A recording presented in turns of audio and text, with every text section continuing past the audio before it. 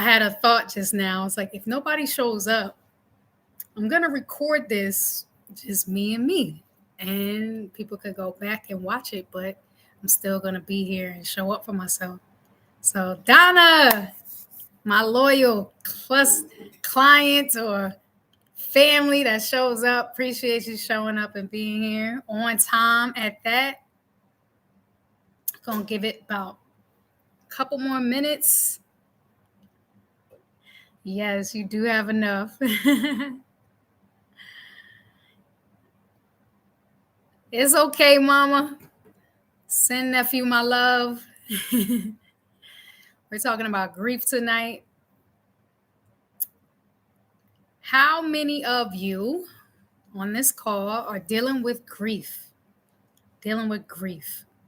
And it should be everybody, because grief is a very real thing. And it's something that we deal with our entire lives. She's at grief counseling. That's where some of us need to be. I like that. I like that. Jasmine, did you bring a friend tonight?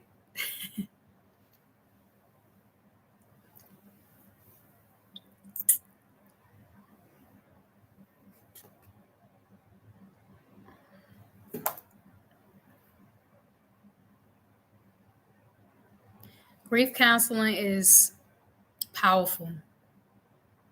I don't think we talk about it enough, about going to grief counseling.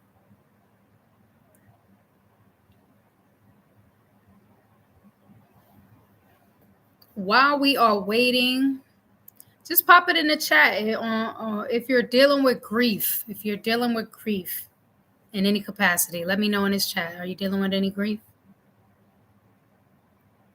Yeah, 4 or more people. Wow, sending you so much love. Sending you so much love. Yeah. Good, Jazz. Thank you for sending the invites. My mom's dealing with grief. I'm dealing with grief.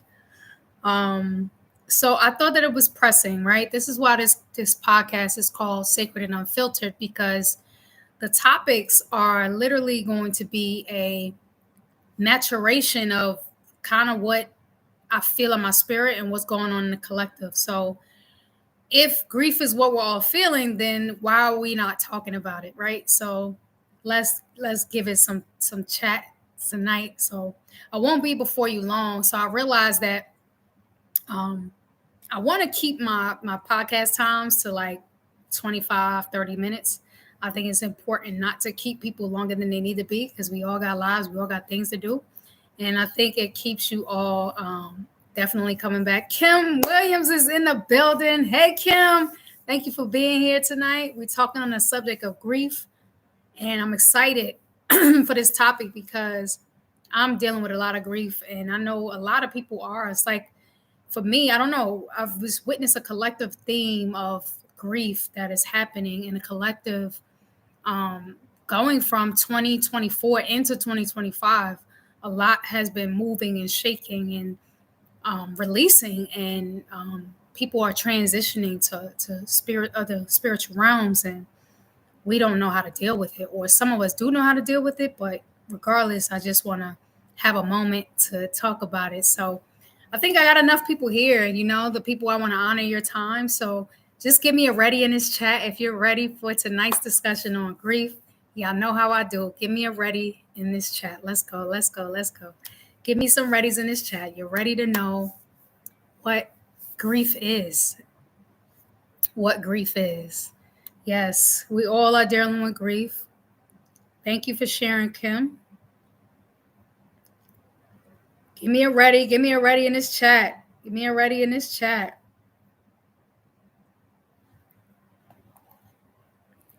Give me some more readies. Give me some more readies. Let's go, let's go, let's go.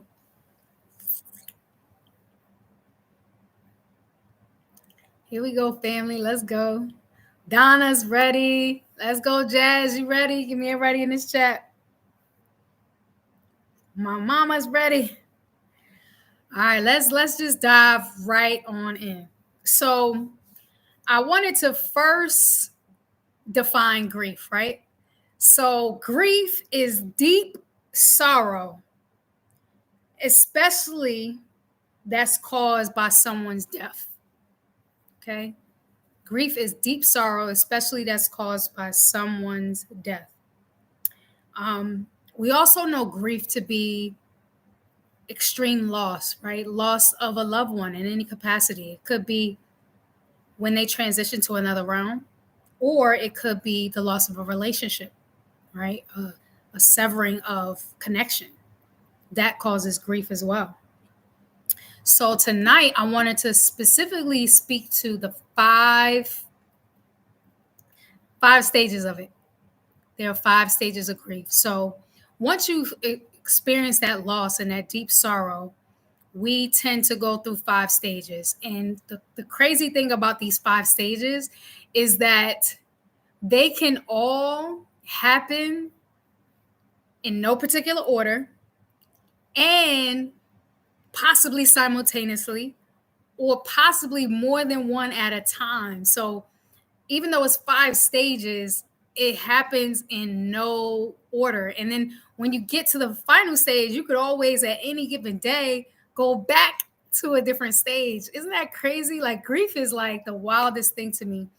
And it also can happen over a period of time, like an extreme long period of time. Like, it could be years, it could be months, it could be weeks, it could be a day. It, like, grief has no limitations on how long you're going to be in it and how long you're going to be in the stages. So I'm ready to break down the stages. So are you ready? Are you ready for the stages? Let's go. Give me another ready in this chat. Ready for the stages. Some of you may know what the stages are, so let me know if you do. Let me know if you're ready for the stages of grief in this chat. All right, Kim is ready. Kim and Donna is ready. All right, here we go. So the 5 stages are denial, anger, bargaining, depression, and acceptance. Denial, anger, bargaining, depression, and acceptance. So now I'm going to give a brief explanation of each stage. So denial is obviously, it's a natural response to loss where you kind of don't believe that what's happening is happening, right? You deny it. You just completely want to get it out of your mind. You don't want to give attention to it. So that stage is pretty much you in denial. Then the second would be anger, right? You get angry. You're angry you lost this person. And you're angry that there's nothing that you could do about it, right? Then you start to bargain. You bargain and you try to find ways to protect yourself, meaning you refuse to cry, or you refuse to let people see any emotion, or you try to mask how you feel. That's bargaining. That's you not allowing yourself to feel the grief. Then there's depression. Anytime you lose something or someone, you can naturally have feelings of depression. And that depression could be completely unrelated to mental illness, right? There's different types of depression, and you could be depressed just because you lost someone. And then the final stage is acceptance. Now, the acceptance piece is when you have come to terms with your loss and you are okay with it. Now, the truth is, a lot of us, it takes a long time to get to acceptance. It really, really does. And even when we do get to acceptance, there are days that we go back to anger. There are days that we go back to denial. There are days we go back to depression. So I want us to be free tonight. I want us to feel free when it comes to grief. I need us to understand that grief just is. It's a natural progression. It's a natural part of the human experience. And too often, we try to avoid grief. We try to avoid the tough emotion. Yes, it is possible to feel all 5 stages at one time. I mentioned that in the beginning. Grief has no limitations. You could feel all 5 of them at one time. You could feel 2 out of the 3. You could feel 3. You could get to the last stage and go back all the way to the beginning of denial. Like, that's what's crazy about grief, is that there's just no right or wrong way to grieve. And I think people don't give themselves enough grace and enough compassion when it comes to grieving. Grieving is a very, very real thing, right? So some other natural responses, you can feel fatigued, you could feel confused. Grief causes distraction, grief causes loss of motivation. You just don't feel like doing anything. You're like, man, I'm just so hurt right now, right? You could lose your appetite, right? You don't want to eat because you're grieving. It does cause anxiety, as well as depression, which I already mentioned, and just mental and physical wellness. Like, you ever heard of somebody physically not feeling well because they are losing someone?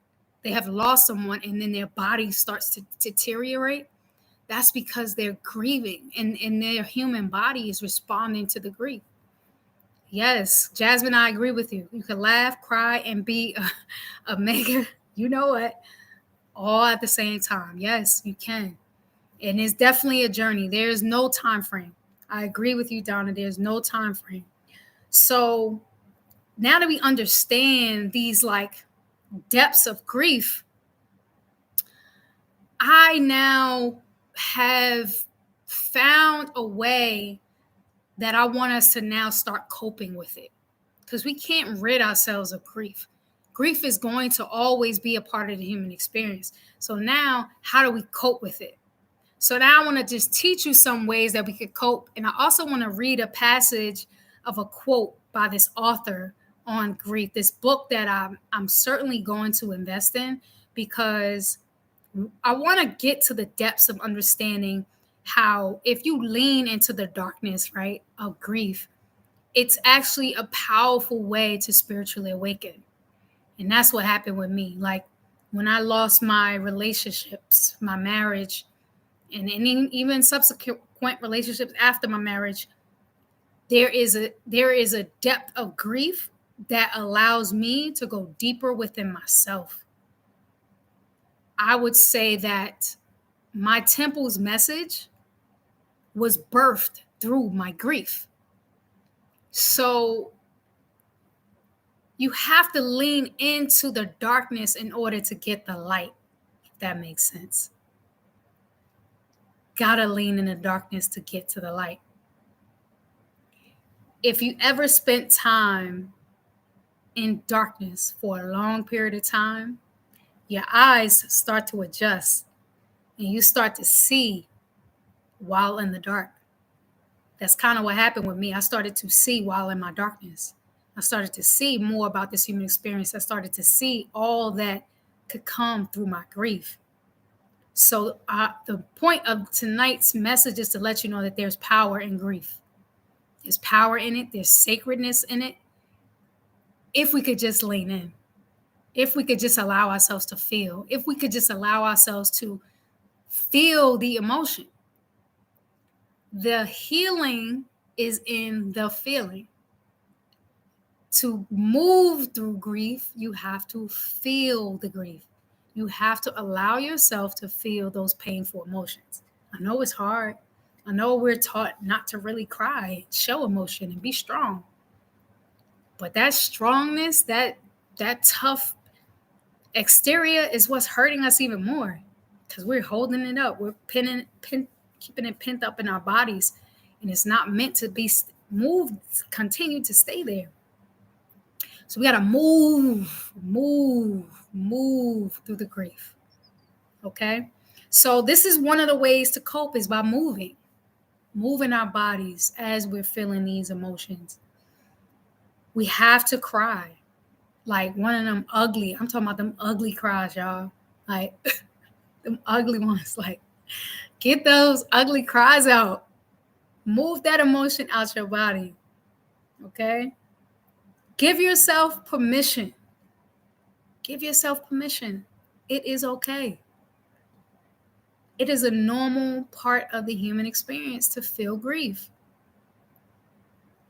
And I promise you, if you begin to feel it, it'll never go completely away, but over time, like change over time, it'll get better. It'll get better with time. So, yeah, I do remember that, Jazz.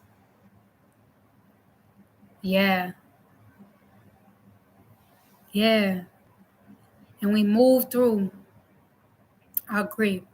So, you guys have been with me for the 7 days of authenticity. And I spoke to one of my major traumatic experiences, and that was losing my dad at 5, right? It wasn't until I was in the hospital, my 38th year of living, that I, in the hospital,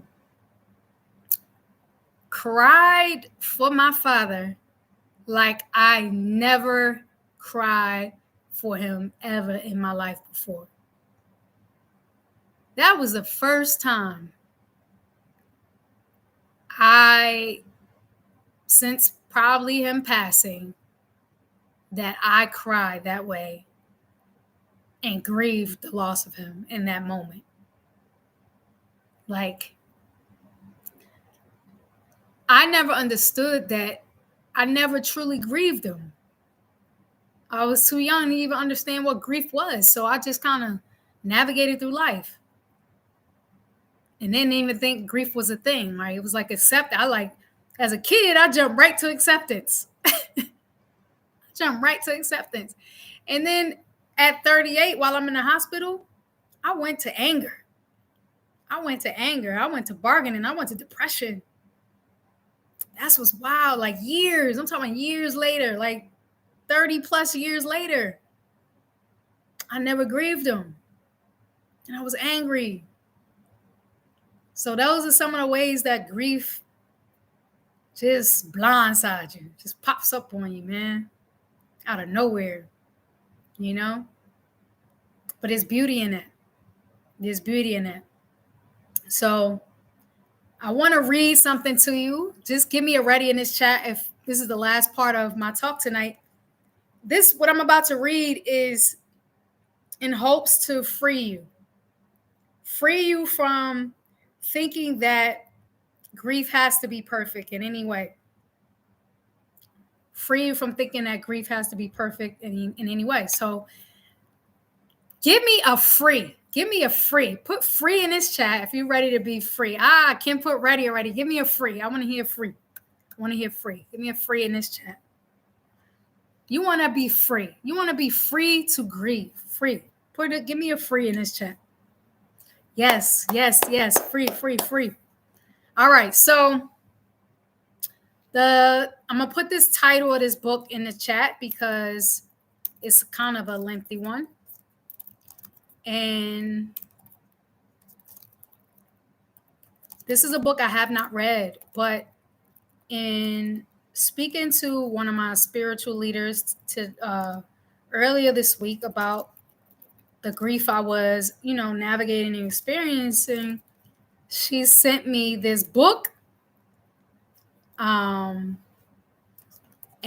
she sent me a quote from the book. And when I read the quote, I was like, whoa. I was like, whoa. All right. So that's the book. It's called The Wild Edge of Sorrow, Rituals of Renewal, and the Sacred Work of Grief by Francis Weller. All right. So now I'm going to read the quote to you. You guys are ready. Here we go. Grief is akin to praise.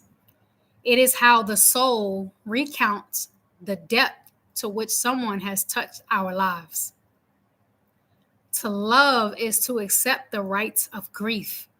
It offers a wild alchemy that transmutes suffering into fertile ground.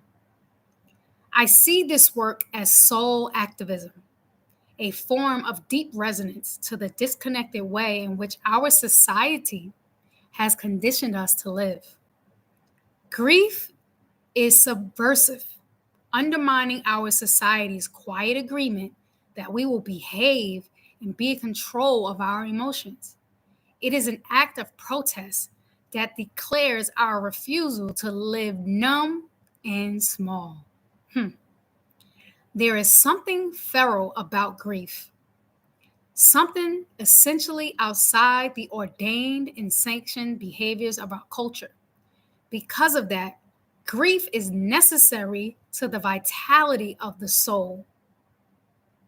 Contrary to our fears, grief is suffused with life force. It is riddled with energy and acknowledgement of the erotic coupling with another soul.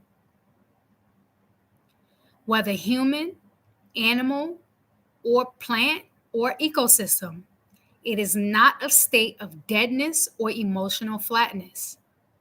Grief is alive, wild, untamed. It cannot be domesticated.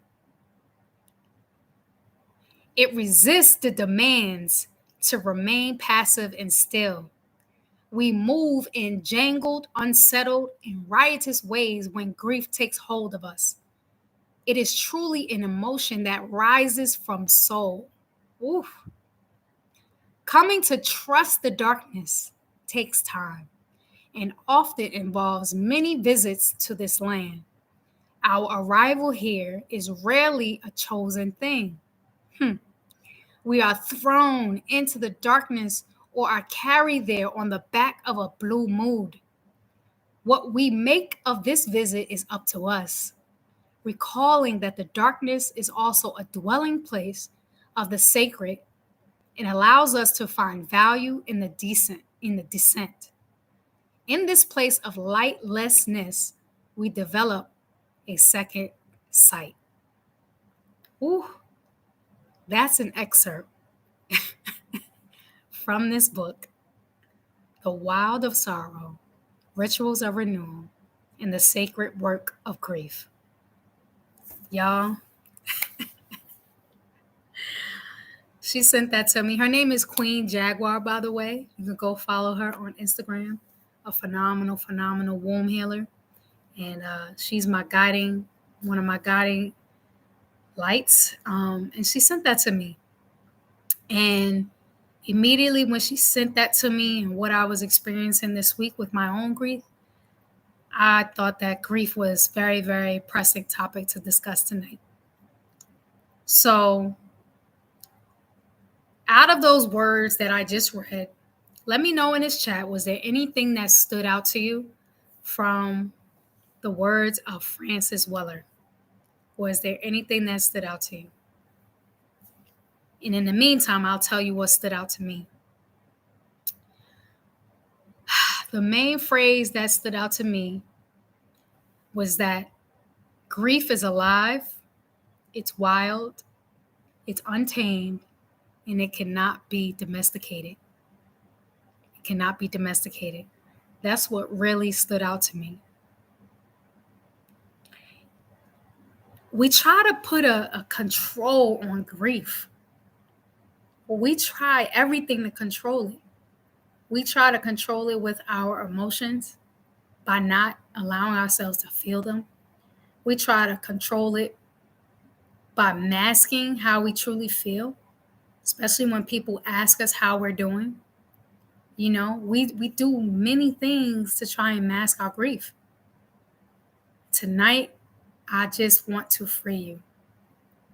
So I hope that I've been able to do that. I hope I've been able to let you know that it's okay to experience grief and it's okay to allow yourself to feel those painful emotions. We all have an opportunity to allow grief to teach us something. And it's really teaching me how to just be, how to feel, how to allow myself to go through the emotion without judgment. Without judgment. So that's my word. Tonight's Sacred and Unfiltered podcast, coming to you live about the importance of grief, how sacred it is, and how if we lean into it, it's an opportunity to heal and grow. I need some feedback.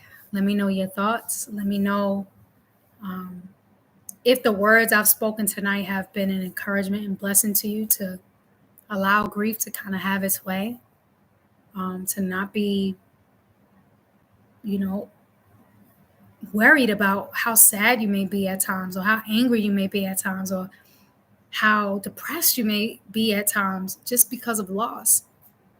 It's truly, truly okay. So, yeah, family, give me some feedback in this chat before we close out. Give me some feedback on if this topic on grief has been an encouragement for you tonight. Give me some feedback.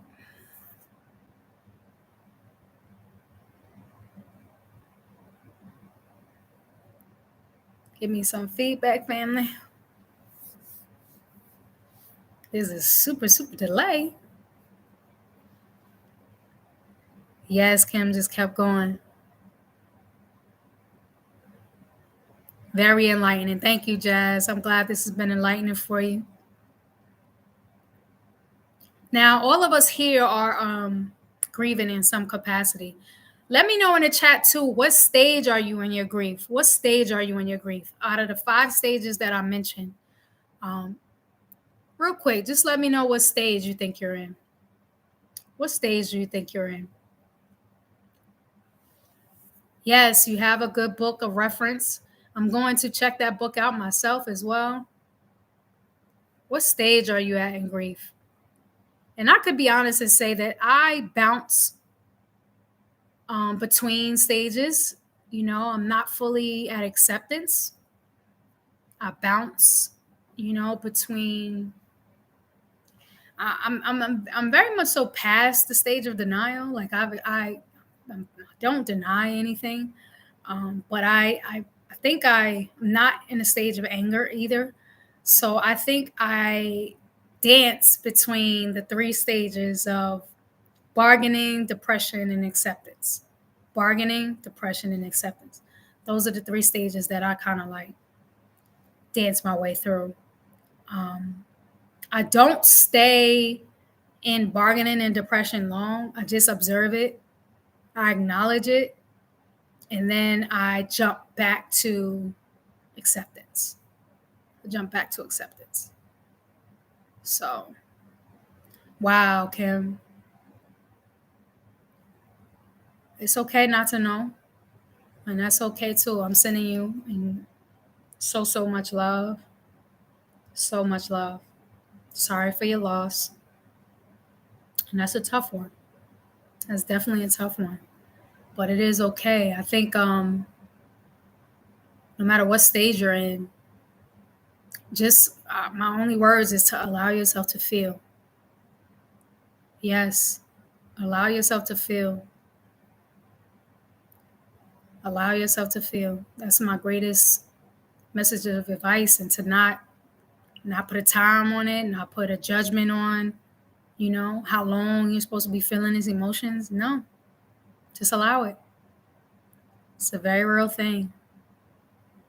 And that's all I want people to know, is that your grief is a passage to your healing. Yep, Donna, I feel you on that. So like I'm in acceptance, but then I go back to bargaining and depression every once in a while. Yes. Keep talking to her every day. She's with you in spirit and in truth. So you can hope you have some sort of memorabilia or altar for her where you could connect with her. Yes.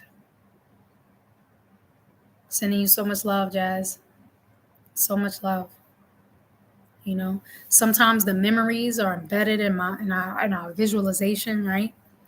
Another thing that you could do is visualize your happy times with them, right? When you're feeling those sadness and depressive moments. Another thing too is that the people that you've lost, just know that they're still here. They're just in another realm. They're in another realm. So be intentional about creating connection with them. They can hear us, they can see us, they miss us too. They wanna connect with us too. So create an altar for them, create some sort of thing and way to connect so that gone but not forgotten. Not forgotten. We have a choice to look at grief as just, you're just in another realm. Let me continue to send you love. Let me continue to talk to you. Like in one of my rooms that I have dedicated somewhat to my dad, I have his chess set, his old school chess set, and I have a picture of him. And every once in a while I go into the where his chess set is, and I move a piece, and I just say, "I'm waiting on you, Dad. Make your move in chess," right? So that's my way of kind of connecting with him, and it allows me to like not necessarily focus on missing his presence, but just finding a way to really connect with him in different ways. So just connect with the things that you know that your people love, that they love to do, and connect with them that way. I'm pretty sure that they would appreciate that and they would love that. So, yeah, one day at a time, Jazz. One day at a time, and just continue to focus on the things that you loved about them, the things that you honored about them, and just connect with them. They're just in another realm. Connect with them as many ways that you can. And the more I've opened up to connecting with my dad in particular, the more he surprises me and shows up in different ways. One quick story before we head out. I go to get a womb steam, right? And the woman who's doing the womb steam for me is she has two children, and the two children, very very sweet young boys. One was he's about 5 years old. So while I'm waiting for her to like get her setup going, I'm sitting there and I'm playing with the 5-year-old. Now, I've never met this kid a day in my life. And this kid says to me, as he's like moving around, he goes, "What happened to your dad?" So, what? So, how did this kid know that something happened to my dad? Firm believer that children have gifts that, as adults, we don't necessarily have. And they have gifts of seeing our spirits, the spirits of our ancestors. And he saw my dad. My dad was right there with me. And that's his way of letting me know that he's right there. Yeah. Yes, they are watching over you. They're right here with you. So that is how I move through the sadness. Is one, especially when it comes to loved ones. And when it comes to relationship, it's just relationships, even with people that are present day. It's about navigating the stages and allowing ourselves to feel the emotions and allowing ourselves to cry and release the emotion. And then slowly but surely, day after day, you lean into acceptance. You're more accepting. And that's the beauty of it. So that's my word for you tonight, family. Give me a heart. Give me 100 in this chat. Give me something. Let me know that this was a blessing to you tonight. Give me some love in this chat. I thank you all for being here. My consistent and loving and trusting tribe. You're my tribe. Wasn't many of us tonight, but whoever is here is always meant to be here. And I'm sure many people will go and watch the recording. Kim, thank you for the heart. Jazz, give me some love. Donna, give me some love. I see 5 people on here, but I don't know where you're at. Maybe you can my Aunt Val is here. Giving you so much love. So much love. Auntie, I hope that this was a blessing to you. Yeah, I hope this was truly a blessing to you. I think of Vocal Kool-Aid just now as I'm talking about this tonight. I'm thinking about my cousin who just passed. Stephen Gass, I'm sending him so much love tonight. I'm thinking about my Aunt Shirley, who recently passed. And, you know, they're just all right here. So paying homage to my ancestors, paying homage to my loved ones, and just my grandparents, both sides of my family. I got no grandparents left, man. Like that's like, oof. Cousin Clifford, cousin Norman, just yeah, we are riding the waves. A lot of us are riding the waves, and it's okay. But we're gonna be all right. We are gonna be all right. We never know when it's gonna be any of our time. But while we're here, have gratitude, have love, have kindness, have peace, have joy, and just be the best version of yourself that you could be on every single day. That's all that the divine is asking of us. So I hope that this message reaches whoever it needs to reach. Listen, family, if you know somebody that is dealing with grief, I need you to share this podcast with them. That's all I need you to do. Share it with them. Tell them to watch it. Yes, Jazz, matriarch. You're the matriarch. Let's go. Yes.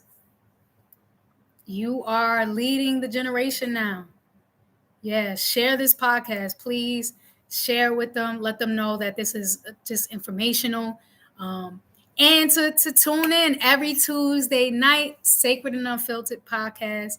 It is now coming to a close. I am about to end. And I just want to thank you all for being here. I love you and I appreciate you. And this is your girl, Karima, reminding you that you are the temple here tonight on this Sacred and Unfiltered podcast. I love you and I catch you next time. Thank you. Have a good night, family. Peace and love.